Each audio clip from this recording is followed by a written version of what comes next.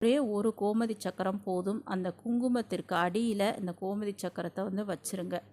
அதாவது தலைகீழாக வைக்கக்கூடாது. அந்த சக்கர வடிவில் இருப்பது அந்த சுழி வந்து மேலே தெரியணும்.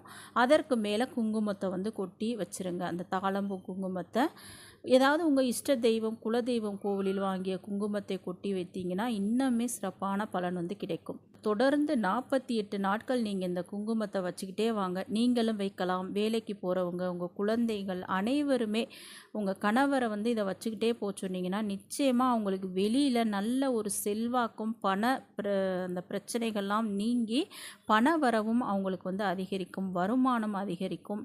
பெண்கள் வந்து இந்த குங்குமத்தை தொடர்ந்து வைக்கும் பொழுது உங்களுக்கு மாங்கல்ய பாக்கியம் அதிகரிக்கும், தீர்க்க சுமங்கலி யோகத்தை நீங்கள் வந்து பெற முடியும்.